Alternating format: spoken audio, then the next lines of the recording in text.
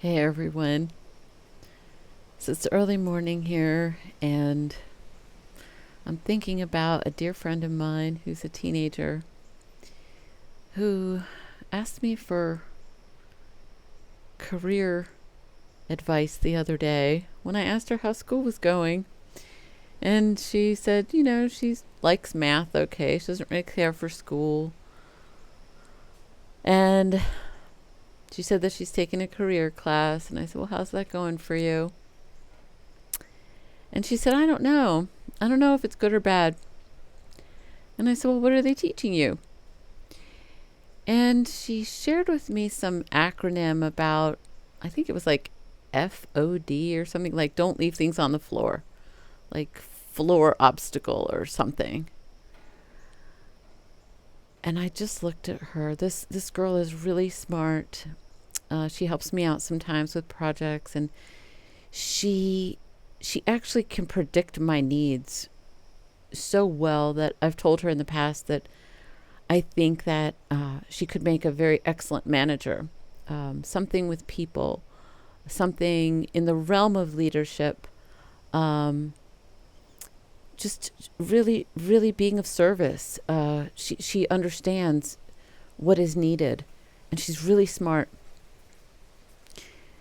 And I thought, oh my God, the last thing this girl needs is somebody to tell her not to put something in the middle of a floor. And she and her sister were there, and I said, well, sounds poisonous to me. And I gave her the backdrop of why school exists. And, I'm posting this on a recording because at the end of the day, that day, she wrote me a Facebook message and said, can you please tell me what you told me again? There were a few things that were said that day that I said to her. And I thought, well, if she's asking, why don't I just put this on a recording and see if it could benefit someone else too? I don't know. I haven't been on TikTok for a while. It irritates me. Mostly on Facebook. I don't know how many young people are hanging out on Facebook, but this is for you, no matter where it's posted. The reason schools were created were to help people practice to become factory workers. Now, I believe that we have a spirit in us that is divine and sacred and gorgeous and freaking amazing, like lit up. And that one of the things that schools do is they limit people's imagination. And that's how people get to stay in cages. It's cages of their imagination. So by teaching this very smart girl that she needed to memorize some kind of acronym about not leaving things on the floor, well, I told her a story about a woman who's a hypnotherapist. She's popular online. Hypnotherapist, somebody who does hypnosis, so puts people in a kind of a soft mind state so that they can receive new messages for their mind. Because when you're relaxed, you'll take things in, and that's why if you hang out at the TV and you're just like watching commercials, it's not good for you. I mean, it's better if you're sitting there going, no, I don't think so. No, that's not for me. Like, it's better if you're just like not just consuming, but you're being discerning. You're being deliberate about what you take in. You're choosing.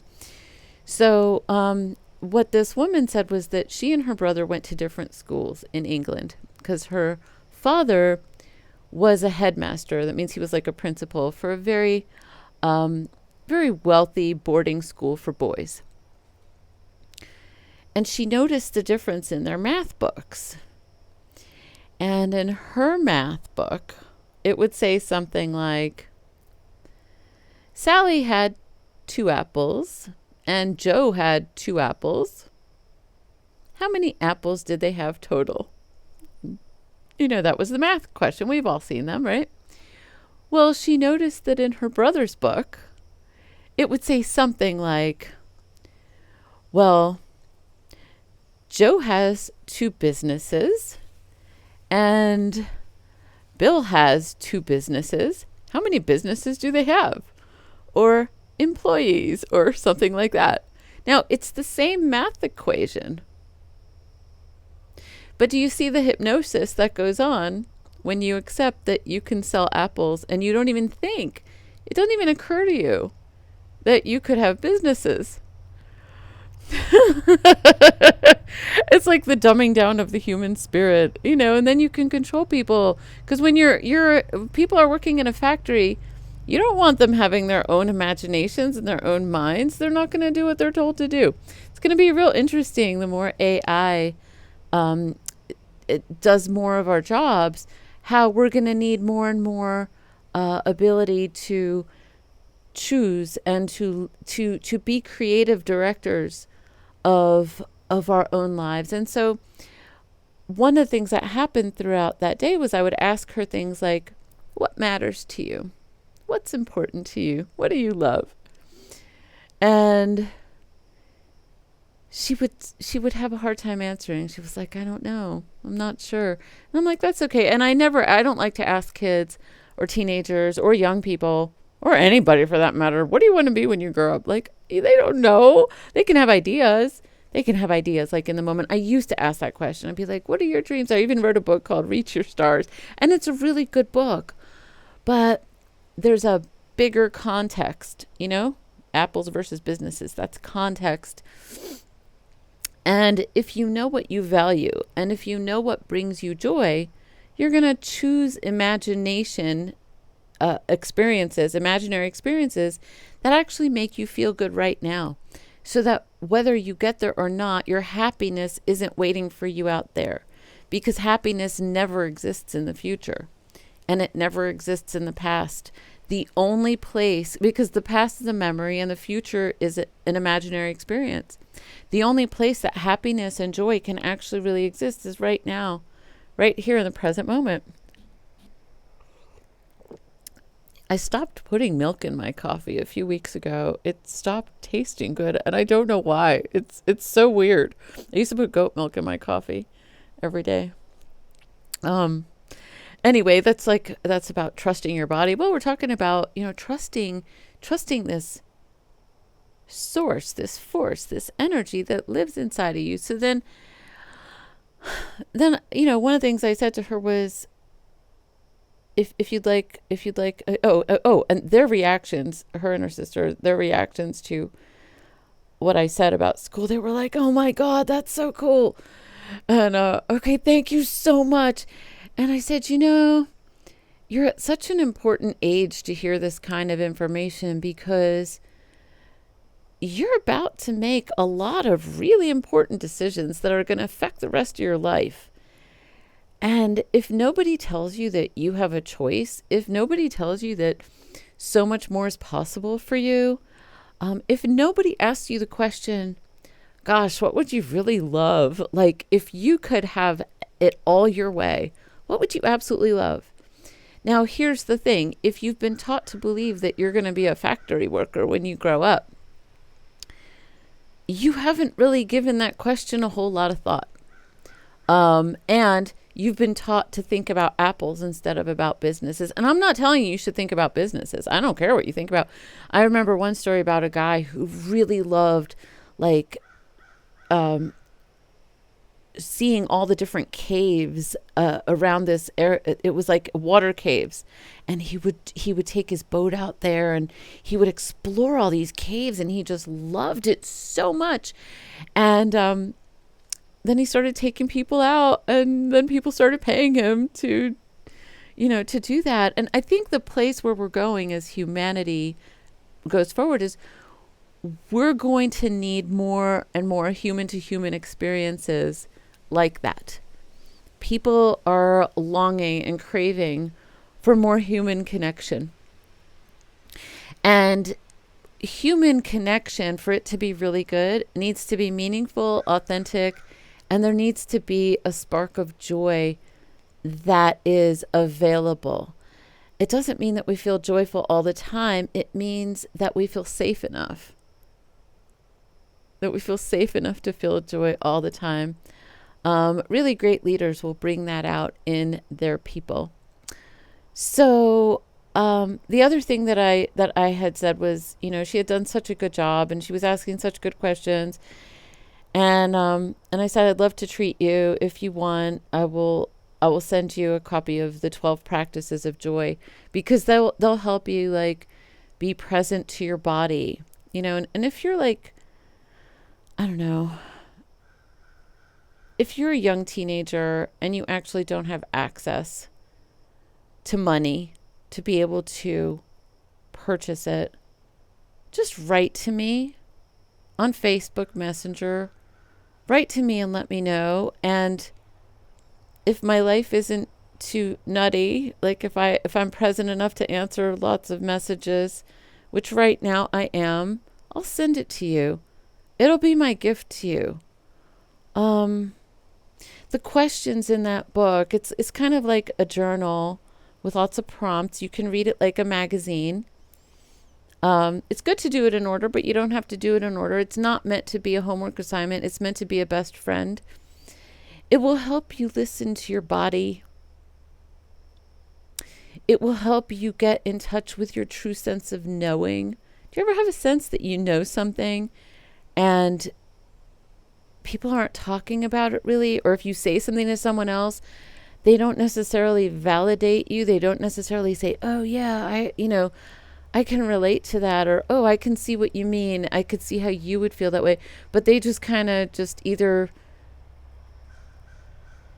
don't put any attention to what you said, or they kind of poo-poo what you just said. Well, that's not cool. That's not being a best friend to you. That's not creating a place of safety. People don't have to agree with you, but to listen to you in a healthy way. That's how we learn to listen to ourselves in a healthy way, is other people show us what it's like to listen to us. And a lot of people pay a lot of money. I know I did.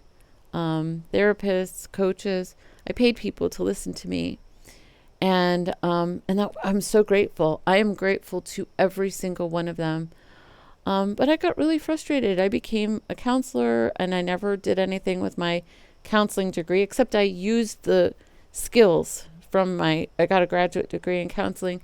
I used my skills to become a coach, almost like 30 years ago. That was crazy. And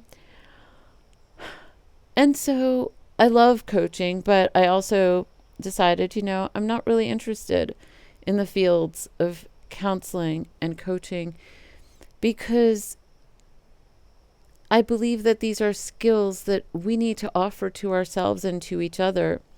And the more people who learn these skills, like by doing the 12 practices, the more you'll be able to share it with each other. And then it becomes a peer-to-peer experience, a human-to-human experience. And then what happens is when I give this to you, then you become better able to ripple it out to others. And then we ripple to each other. And then it ripples back to me. It always comes back. It just does. I read fairy tales at different events, and the same kids will come every year. And I always hope to remember their names, and sometimes I do. And they're always glad that I know who they are and that I'm seeing them again.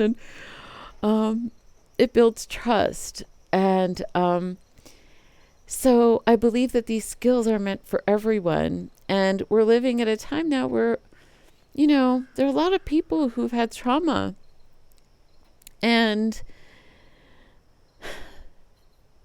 we need to talk about it in a way that the language is just simple, not where the language is so fancy that only a psychologist can understand it.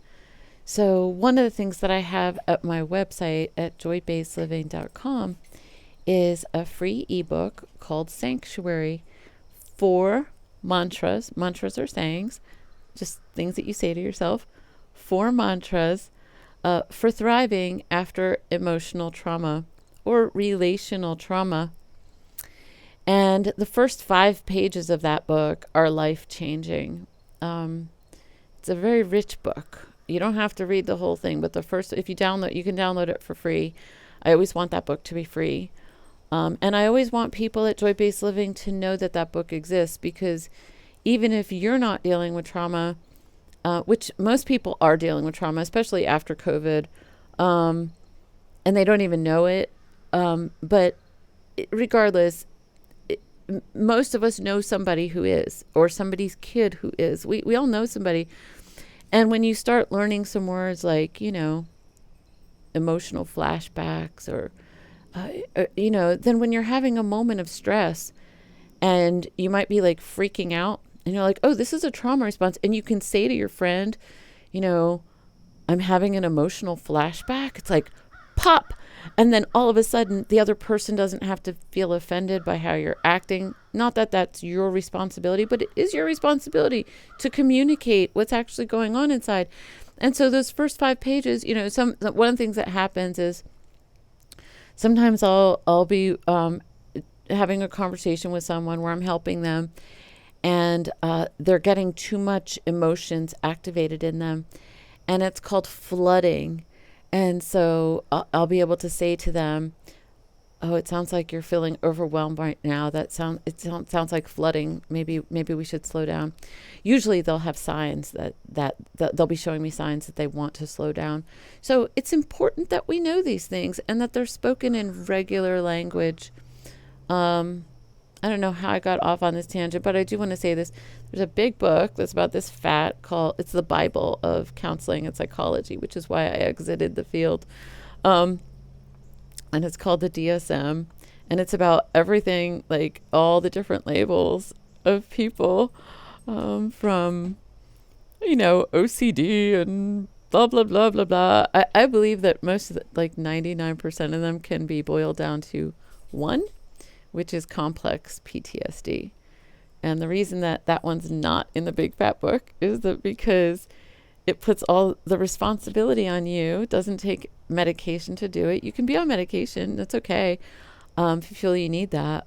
But it helps you untangle the whole mess yourself. And I think that's really great. With help from friends and people that you care about. So the other part of the conversation that I think my friend wanted me to remind her about was the very end of our conversation, where I said, I know I told you that you probably be a really good manager of people, very human to human, whatever you do, because you're so good at predicting what people need. I said, but if you know what other people need, but you don't know what you want or need, you're actually going to create a life that kind of sucks, because you're going to always be on someone else's coattails. You're going to be like hanging on, like if there's like a tiger and there's a tail, you're going to be hanging on to people's tails, and you're going to resent them over time. At first it might be cool, like, oh, I can help this person, I can help that person, and you'll get self-esteem from that. And that's good. I want you to do that. But you also have to know, like, what lights you up. Like, do you prefer a more quiet environment, or do you prefer a noisy environment? Some people love working at like stadiums and things. I like nature. I like quiet environments where I can hear myself think and I can feel what's true inside of me. Some people love horses and animals, and some people love the beach. And here's the thing. If you've been trained to dream really small, you probably aren't going to explore a whole lot. So make it a point to explore. How do you know if you like traveling or you don't like traveling if you've never done it? How do you know if you like riding a bicycle if you've never done it? So make a decision that you're going to explore. And that I write about that in the Reach Your Stars book. It's still available. It's on Amazon. I wrote it in the year 2000 in 10 days. And then it took me like a year or so to edit it with help. I edited that book. And, there's different stages in making a dream come true. And one of them is exploring. And I taught it to like thousands and thousands of teenagers and then teachers and in companies. I shared it with a whole bunch of people. I'll share it with you. I did not expect to talk for this long, but my heart is going out to this teenage friend of mine. So, and the heart is universal. So in the Reach Your Stars book, there's a little formula for success, and it's called I am. I am. And it stands for IAM. It stands for imagination, attitude, and motion. I am. Imagination, attitude, and motion. And those are like the 3 keys to help you reach your dreams. And the little mascot that I used to draw was a stick figure with a light bulb and a heart, imagination. I have an idea. A heart, attitude. Attitude is probably the most important one, and it's probably the most challenging one if you're dealing with self-esteem issues. And M is for motion, and then there's your feet. And I would have him like this and reaching for the stars, and that's how it signed my name in the books. And his name is Namu. And if you're creative with letters and words, you might realize that there's a reason for that name. It's spelled Namuh. I'm not going to tell you what it is. If you want to put in the answers below in the comments below, see if you can guess. His name is Namu. And so he's a dream maker, a dream weaver. So that was like in the year 2000. And now we're becoming more like joy weavers. So you want to be a dream weaver, but you more importantly want to be a joy weaver. I think the mistake that I made was reaching for your stars. It was like it's out there. And what I learned after writing that book was that happiness isn't out there. It's only here. We were talking about that before. So, okay, back to the last thing I told my friend was, just really, really get to know what brings your heart joy. And it might be that it's caring for other people. But make sure that it's not only that. Make sure that you know what lights you up on the inside, that regardless of what other people feel about you, you can create your own. Okay, here's a word for you. Now we're going to come to a close. You can create your own subculture of wellness. People who reach the age of 100, I love studying them, and I love hearing what they have to say. And I love studying people who study them. And so one of my mentors is somebody who studies healthy centenarians. And he said they all have subculture of wellness, and they have really good boundaries. Like if he's like, oh, can I come and interview you on Tuesday at 1? They're very generous. They'll say, oh, you can come interview me, but at 1 o'clock I have a dancing class. Or they'll say things like, he'll say, oh, that garden is really beautiful. And the person will say, they're 100 years old, and they'll say, oh, wait till you see it in 10 years. So they're looking forward in positive ways. They're looking forward in ways that really make them smile and light them up. They know what lights them up, and they do things that make themselves feel good.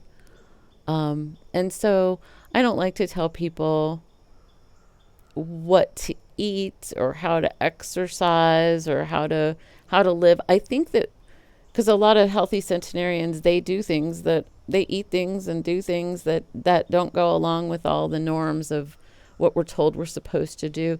I believe very strongly, and every one of them is very strong inside. They listen to themselves. They know what they need, and they create boundaries to make sure that those needs are addressed and met within feelings of generosity and kindness. And they have friends that like them for who they are. And so, and they offer that to other people. They offer that energy of like, I like you for who you are kind of energy. So they're both strong and soft. And I just love that. So I hope this was helpful to you and to my teenage friend. I do believe that I answered all your questions. Or your big question, what did you tell me today? Can you repeat it? I hope that I repeated it for you well enough. If you are a teenager or you are in your 20s, you're young, and you're looking ahead at your life in a way that young people do, Remember to trust your joy.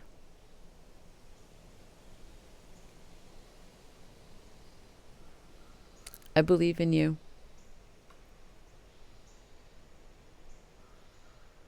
And my blessing to you is I just wish you the very best for you and everyone you care about. Surround yourself with amazing people. You deserve that. Don't settle. Best wishes.